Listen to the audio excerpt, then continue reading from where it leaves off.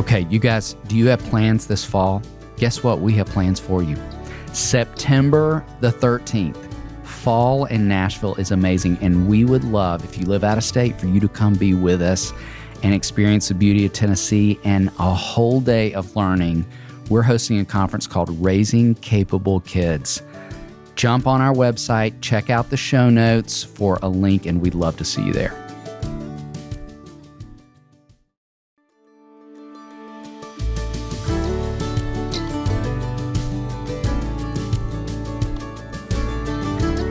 Welcome to the Raising Boys and Girls podcast. I'm Sissy Goff. And I'm David Thomas, and we're so glad you've joined us for this conversation.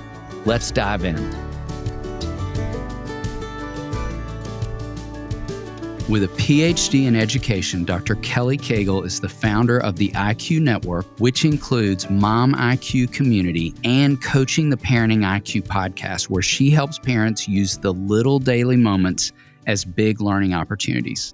Fun fact, she was born in Brazil, married her husband at 19, homeschools her 3 sons, and daily seeks to create a world where families find freedom from the negativity of an ADHD label and live with intentionality, connection, and legacy-driven purpose. Follow her passionate work on Instagram, subscribe to the Parenting IQ podcast, and explore her resources at drkellycagle.com. We were thrilled to have this important conversation full of good practical ideas for supporting kids around learning and ADHD with our new friend, Dr. Kelly Cagle. And you all hang on till the end when she will walk us through the 8 different ways that kids learn, and you're going to find all your kids somewhere there.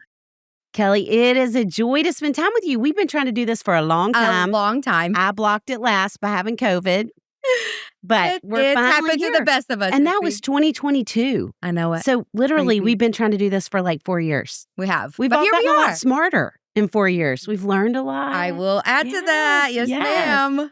Well, before we go into all of the wisdom that you're going to impart, will you start off by telling us a little bit about yourself and your family and how you found your way to the work that you're doing in the world? Yeah, I would love to. This is a question that kind of is really full of bits and pieces, like everyone else, right? Yeah.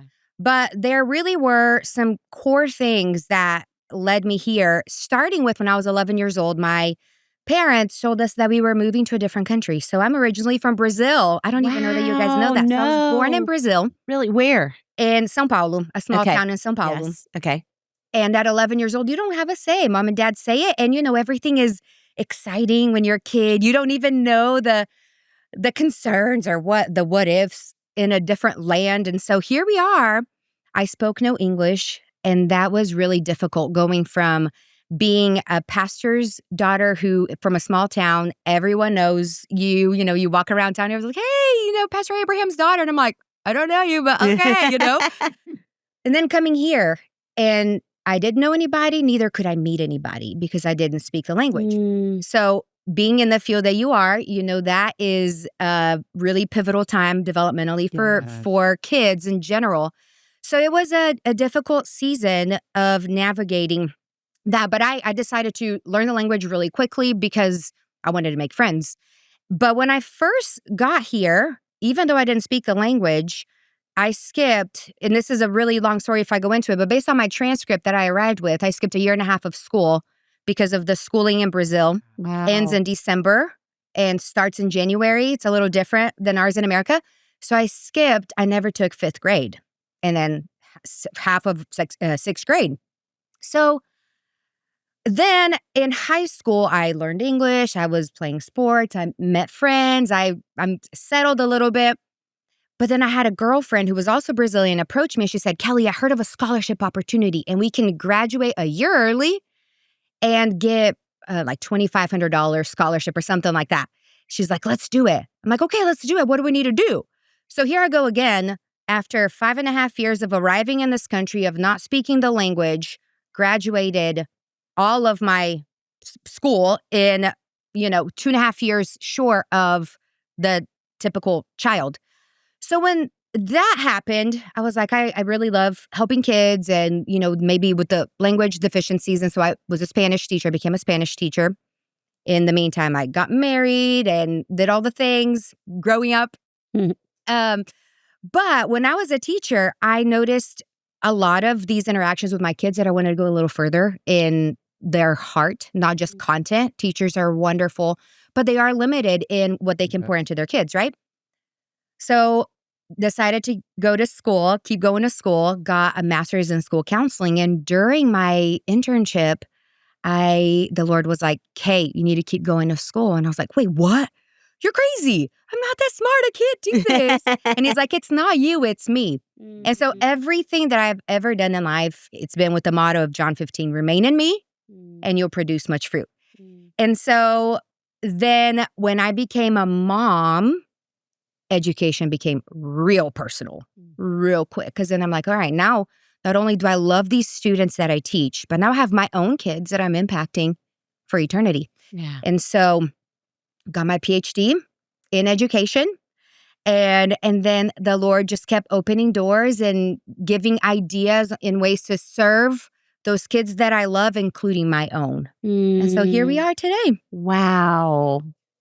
Okay, I knew I liked you already.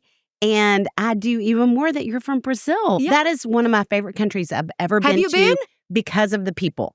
Everyone was so kind, so warm. It was amazing. And I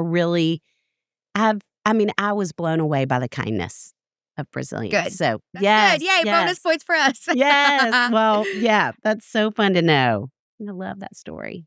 Well, I want to read something you've said because we love this so much. So you have said kids thrive in homes where expectations are clear, routines are consistent, and love is unwavering. We love that. Could not agree more. All right, for a parent who's listening right now who feels like expectations were trumped by meltdowns and maybe they've struggled with consistency, where and how would you encourage that parent to even start in creating a reset? It really goes back to just communication, right? So whenever you go to your kid and you say, hey, I'm sorry I failed, or hey, I'm sorry I tried to do something and it's not working out, or you sit with your spouse and you say, hey, I'm not liking or, the direction that we are going, or even with yourself or with a friend, whatever it is, a lot of life's disappointments, right? When expectations aren't met, if we are bold enough and brave enough to just have a conversation and lean into the awkward, it really opens doors to a lot of healing, transformation. And then it's that point of, hey, and a lot of times what I love the most, and this is something that I do with my own kids. I have 3 boys. My oldest is 14, 8, and 7. And so we're navigating the teen years. We have, the child, like we kind of have it all, the big mixture. And I bring them along in the journey so often. And it's, hey, I want to transform whatever it is. Like, hey, we did not do a good job cleaning up after ourselves, today. And I ask them, what can we do differently tomorrow? And y'all, the equipment, the empowerment that takes place just from it not being so authoritative. And I'm like, hey, this is what we're doing starting tomorrow. That I just bring them along in the journey and say, hey, boys, what are we going to do differently tomorrow? What can we do? And then it's a team effort. So if you would just have the conversation, same thing with my husband, just have the conversation and a lot of doors open. So good. Yeah, so true. You have a lot of knowledge and expertise in the ADHD area, and we certainly see a lot of kids and families who are amazing and working through that, what can be sometimes a hurdle. And we would love for you to share a little bit more about that, knowing that 7 million kids in the world have been diagnosed with ADHD. You say, more than ever, parents need tools to navigate this diagnosis rather than let the chaos rule. Right. We love that. Yes. Will you talk about some of your favorite tools you recommend to families? Yeah, absolutely. I think one of the very first things is simplification. Yes. So we are in this constant information, easy to access at our fingertips. Anything that you need is pull out your phone and look it up real quick. And which is beautiful, but also overwhelming. Yes. And that can lead to even this increase in chaos, right? So it's not just the tantrums, but it's also that information overwhelm. So if parents would step back and say, hey, you know what? I'm going to turn it off. I'm going to turn off these distractions And again, lean into just love and simplify the process of conversation. How can we solve this? Hey, I see that you're struggling with homework, or I see that you're struggling with your siblings when you get home. That's one of that I get a lot is sibling rivalry. It's, let's talk about it. What happens whenever you explode? What is the root of what led to this? And a lot of times moms or dads have no idea, but it could be a really simple thing even on our end. So instead of going straight to information, go to the source, go to your kid, go to one another. So good. I love that. And now a quick break to hear from one of our incredible sponsors who make the podcast available. Hopetown has officially ended. It was an incredible summer, but I still feel like I'm catching up on sleep. My brain still feels sluggish. Of course it does. But I know what's not sluggish, thanks to one of our sponsors, and that's your liver. Over 30% of Americans have a sluggish liver, a problem that often goes undetected until the very last minute. The liver is the second largest organ in your body. It's responsible for over 500 functions in your body, but for some reason, liver health doesn't always get the attention it deserves. Dose is on a mission to educate us all on why it's so important to maintain your liver health and has created an incredible product to help you do just that. Dose for Your Liver was formulated to cleanse your liver of unwanted elements, aid digestion, and maintain your body's filter. It acts as your body's filter, flushing out unwanted elements and breaking down what you consume into essential nutrients. Dose's science-backed formula promotes liver function, aids digestion, eases bloating, and even boosts energy levels. Stick with Dose and feel the incredible benefits over time. More energy, better digestion, reduced bloating, healthier liver enzyme function, reduction in brain fog, better sleep. Dose is gluten-free, dairy-free, sugar-free, and vegan. Save 30% on your first month of subscription by going to dosedaily.co/RBG or entering code RBG at checkout. That's dosedaily.co/RBG for 30% off your first month subscription. And now back to the show.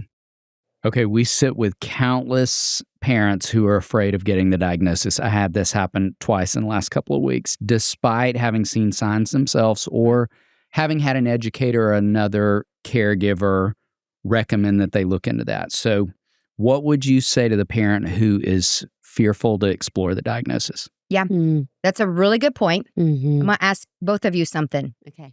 If you were, let's say that you were seeing a patient and this individual started passing out and it was related to, they went to the doctor and ended up being related to blood sugar. And it was really a diabetes diagnosis that the parents had no idea. Mm-hmm. Okay. The parents most likely would ask the doctor, okay, wow, please tell me, what can we do to best support this blood sugar regulation? Yes. Right? Because diabetes is, oh my gosh, we really need to lean into this because we don't want this patient passing out in class or hitting their head and all these when they're driving, right? We lean in to that diagnosis. Now, when we look at ADHD, instead of it being your blood sugar being a dysregulation, it's the brain dysregulation. Yes. And so the brain is harder because you're not in your kid's brain, so you can't see what's really taking place in that. But it shows up, the dysregulation shows up in behaviors, right? In these tantrums, these meltdowns that we previously talked about, in this chaos that was brought up a minute ago as well. Mm-hmm. And what happens a lot of times is the parents think, oh, it's because I did something wrong. It's bad parenting on my part. That is a myth. That's all. I'm sure you guys most likely have heard of that. Yes. Oh, well, what can I do differently to fix this? And ADHD is real in the brain. You don't see it. It's not like you're passing out and you can't, tap your sugar, your blood sugar and see that it's dysregulated. It's not a blood pressure issue. It's in your brain. And so that's what I would say to that parent. If you got a diabetes diagnosis for your child, wouldn't you lean in? Yes. So same thing, the ADHD diagnosis, sure. And in fact, I'm working on something really wonderful as a resource for this specific thing, because there's freedom that needs to come into this space. Yes. Because it is not bad it's being labeled as a negative thing. And instead, it can actually be a superpower. Yes. Well, that plays in perfectly to the question we want to ask next. We love to talk with kids about it like a superpower. Right. And they have extra creativity, extra energy. How else do you use language with kids to describe ADHD and help them understand the positives of it? Boldness. Oh, that's good. Right? When I saw the 2 words and I was like, this is great. 'Cause creativity and energy is great. But the boldness, the risk-taking aspect of these kids is life-giving. I'm like, oh my gosh, I want that. So I'll give you a little story. So when my oldest was 2 years old, we had this mantle in our living room and we had the couch, pillows and stuff. He would grab all these pillows. He's our firstborn, so only child at the time. He would throw them all on the ground and then he would climb, 2. He would climb on the mantle. No. And then he would do a front flip off the mantle onto the pillows. Okay? So I'm like, okay. Like, what are we going to do here? Do we, do we discipline this? Like, are we going to fix this? This isn't allowed. And the more my husband and I looked into it, we're like, hey, he's enjoying this. He's laughing. And of course, he would then, as he got older, would be Spider-Man and have all the costumes to go along. And he did this for years. Everywhere we went, he found the craziest, the boldest thing he could do at any playground, anywhere, with anything. And so his, 1, creativity, right? 2, his energy, but then his boldness. And as a mom, I saw that and I'm like, okay, I can either, again, fix this, take it out of him, or I can lean in and say, bud, you're really cool. You're really strong. And now, by the grace of God and doors that have opened, he's the 14-year-old and he's a soccer player. We travel the world with him and he's playing for the number 1 team in the country. Wow. So you see, because God gave us eyes to see that as a gift, the uniqueness in how he created him, rather than try to take it out of him or fix him or, my friends always were petrified when they were with us. They're going to break a bone. Praise God. It's never happened. But you see, you can lean in and see those things as beautiful characteristics. It's incredible. Kelly, we also talk with these amazing kids about learning to work smarter and not harder. And which is great for all of us. Indeed it is. And even thinking about that concept, what ideas would you offer to families in that space around homework, chores, daily responsibilities? I love this question. And so I've gotten this question so much that I created a framework that's easy to remember so we can apply and parents can use it and the kids can use it and repeat it. So it's MESS. And I thought it was really ironic that that's what the Lord gave me. I love it so much. MESS, MESS. And that stands for M is modeled. E is empathetic. The S, the first S, stands for simple and specific. And the 4th one is stable. So let's unpack these. So whenever we're doing something, right, and we're leading our kids at home, whatever the task is, it doesn't matter if it's homework, if it's chores, whatever, or even conversations, dinner, mannerisms, whatever it is, modeled. What am I doing as a parent? If I am leading my household, I'll just use myself as an example. If I am constantly chaotic, where are my keys? Where is this? And my bed's a mess and my room's a mess and my closet's a mess. But then I'm asking something different from my kids. Okay. That is, you're being a hypocrite, first of all, right? And the expectation just isn't visually enticing because you're not leading by example. So the first one is modeled. What are you modeling to your kids? The second one is empathetic. So for the ADHD brain, as we've kind of already unpacked, there's a lot of things happening constantly. And what I love the most to speak over the parents I work with is just be empathetic as in grace-filled. You know, a lot of times with my son, my oldest one that I just used the story, it could have driven me crazy for the ways that he behaved. And he has energy that, wow, it could drive anybody crazy, right? But I have grace eyes towards him, and I have so much love and understanding for him. And because that has always been our relationship, he's like, hey, Mom, I feel like you always say that Titus is a lot like you because he is in his character, but in his behavior, he's Levi, my oldest. He's like, I feel like I'm a lot like you. So he's seeing himself in me, right? So because I always welcome him and bring him along, and that relationship is, the roots are so deep, then he can even see, wow, I relate with my mom, modeled, empathetic, grace. The next one is the simple and specific. I've already applied or discussed the simple a little bit, but a lot of times we don't have to overcomplicate things. We really, really don't. It's simple, and it kind of goes back to just love. What did Jesus say? What is the greatest commandment? What did he tell us? It's love. It is love. So we don't have to overcomplicate it. It goes back to love. So if it's that simple, and then whenever you are giving instructions, it's simple, but it's also specific. Hey, let's work on just 5 math problems. Give them that dopamine hit. Like, just make it bite sizes. Now go take a break. Go do a little stretch. Go jump on the trampoline. If I told you the amount of hours my children spend on the trampoline, and this is one of the main reasons we homeschool, because they can do all of these things. I'm raising 3 boys, y'all, and I know y'all really get that. That's what we're talking about with your entire show, right? And so giving them that simple and specific, okay, go jump on the trampoline. Okay, now unload the dishwasher. Okay, now load the dishwasher. It doesn't have to be really wordy. Then the last one is stable. I would rather have the word consistent, but that didn't align with mess. So I chose the word stable, right? But if we are stable people as parents, giving them the structure, the routine, like what you read earlier that I say all the time, the expectation, when I pick you up from school, you're going to have a snack, little things, right? When we get home, you're going to go play. When you get home, and then after you finish playing, we're going to come in and have dinner as a family. No phones at the table. All these little things, that's stability for these kids, and they thrive. Yes. So that MESS framework, So good. every So parent can good. follow, as well as the kid. Yes. Well, speaking of parents, you're also offering parent coaching, which is fantastic, and would love to know more of how you feel like that's specifically beneficial for parents that are navigating the hurdles that can sometimes accompany ADHD. Yeah, absolutely. So there are 2 main areas that I follow support for parents, or that I offer support for parents.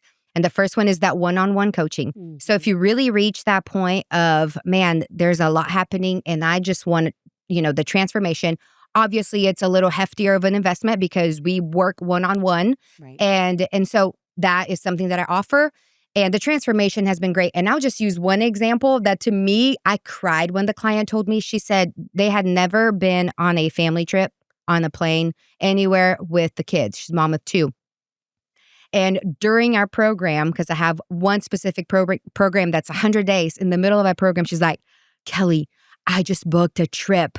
Wow. With all of my kids. We are all going on a 12-day trip. She's from Canada.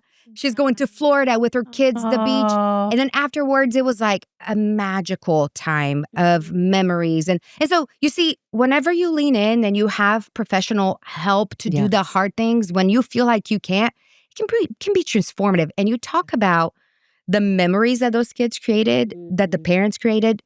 I mean, you can't ask for anything more than that. Right. But I also understand that the economy is difficult right now. Things happen. So I do have a membership. I offer a monthly membership that we have group coaching call. I have workshops that we do. I have a plethora of resources, not too many because it's not complicated, right? It really is simple. So I have modules that, rather than you going to Pinterest or the Google to find these answers, you can really just go to this one community and say, okay, I'm needing help with chores, and how can I help? Sibling rivalry, how can I navigate this? Communication, which is a huge one.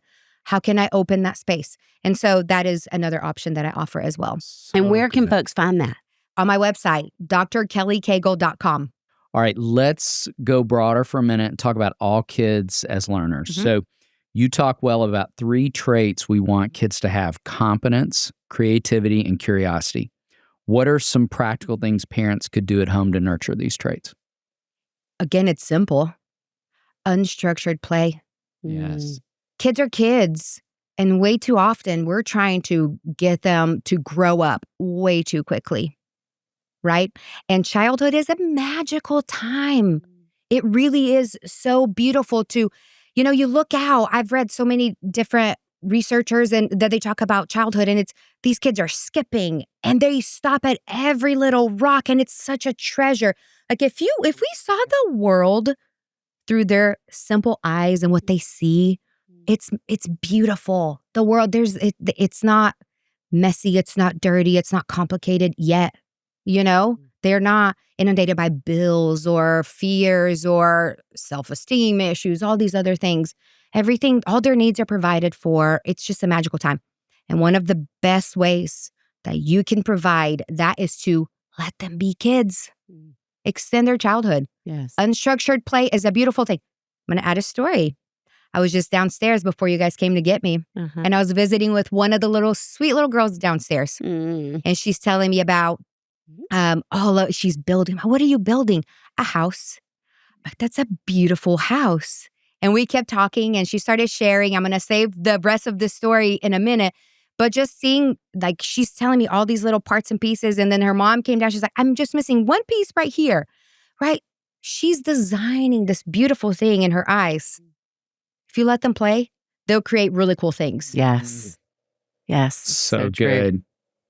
Well, you also talk about how there are 8 types of learners, which is fascinating. I want to learn more about that. And would you maybe talk about a couple of those and how parents can start to identify the type of learners their kids are? Now I'm going to finish the story. Okay, good. Okay. So as I'm sitting with this, or not sitting, I'm pacing. I'm talking to this sweet, beautiful little girl. And she says, yeah, I build a lot. I build a lot at home. I built because you guys have that big yellow house, doll house downstairs. And she's like, I built a Lego set that's almost as big as this. So, wow, that's really cool. How long did it take you? And she's like, a week to build something that it would have taken me 2 months. Yes. So leaning into that, she gave me one big green light of her intelligence that I'm already like, oh, my researcher antenna is really up. I'm like, okay, let me keep talking to you. And then she goes, I love to organize. At home, I have all these bins and there's purple, pink, all these different colors of bins. I'm like, okay, right? She's like, my room's super organized. And yeah, she continued. Okay. So one of the intelligences is spatial. There are 8. This is not mine. I did not write this, so let me not take the credit for it. Dr. Howard Gardner, he's a psychologist from Harvard, in the 80s wrote this theoretical framework that talked about people's intelligence. It's not just based on IQ. Because I don't know about you guys, I'm a terrible test taker. Me too. My intelligence could never be measured, and I'm not saying I am bright, but whatever. On a test, You are. Everyone who's listening is like, yes, you are. on a test, I bombed the GRE to get into my doctorate program twice. By the grace of God, he opened doors because I couldn't score high enough to get into the program. Okay, so it's not my doing. But let's talk. And I guarantee you that I can teach you something else. But that's what Gardner saw is, man, we can't just measure it on just IQ. And so he said there are 8, and I'll touch on the 8 quickly. Okay, and then I I'll love that. Okay. Yeah. So the first one, as this little girl is spatial. So she understands space and organization. Like you take off your shoes and they're both side to side. And you notice these natural tendencies in your kid of you build grand things. You doodle on napkins whenever you're at lunch or dinner, right? So a lot of creativity in that aspect. Architect. Okay, y'all with me? All right, the next one is intrapersonal awareness. So about yourself. Next one is interpersonal awareness. And I guarantee you, your parents, whenever y'all were both little kids, they said, ooh, you really understand other people. That's why you guys are in this industry, because your interpersonal intelligence is through the roof and you can really understand and empathize with others. The next one is bodily kinesthetic. So then it's that activity, and that's where my son comes in, and the freedom that the natural gifts. Then the next one is logical mathematical. So you have my dad. Oh my gosh, everything. If it's not A plus B equals C, then it doesn't belong. Then there's a linguistic, your little talkers. Then we have naturalistic. And those are the ones that are super green thumb that can raise anything inside, outside. And you're like, holy cow, how are you doing this? And the last one is musical. Okay. So whenever we look at all of these and you think about a general American classroom.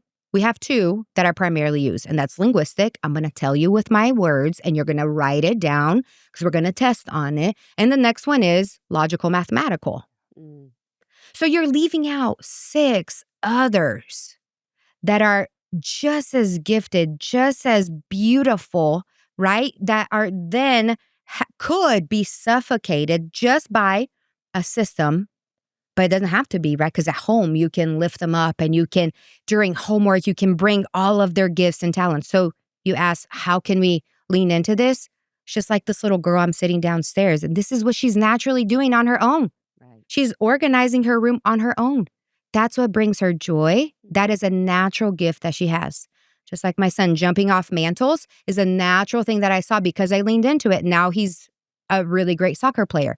So when you create space for them to thrive in any of those areas, and the goal is that we really lean in and develop in all of them because everybody wants to be well-rounded, right? But you really have stronger strengths in certain areas and others may be weaknesses, but you can still lean in and develop them. So good. We could keep this conversation going for about 3 hours. Yes. You are so enjoyable to talk with. You're so full of wisdom and practical help. And delight. Yes. Thank you. But we are going to honor your time and not let it go for 3 hours. But we end every episode with something fun and food related. So we've got a 2-part question and for this you. is really fun when you live in Fort Worth. That's right. So part 1 is queso or guac. Part 2 is what's your favorite taco?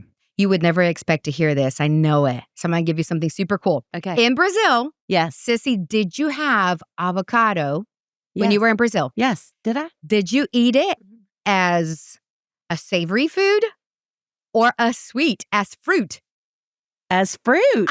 Yes. bingo. You're exactly So right. Avocados in Brazil, we eat with sugar because it's a fruit. And so we eat it like papaya and mango and all these other things. We eat it. So it wasn't until I met my husband 6 years after being in America that I actually tried guacamole with a chip. Wow. With it being a salty thing. Fascinating. I always Wow. ate it as a fruit. Be like us having banana salsa. It just wouldn't even make sense. Yes. Exactly. Right? Or chicken and waffles. Like, why are these Yes. combinations? So anyway, so there you have it.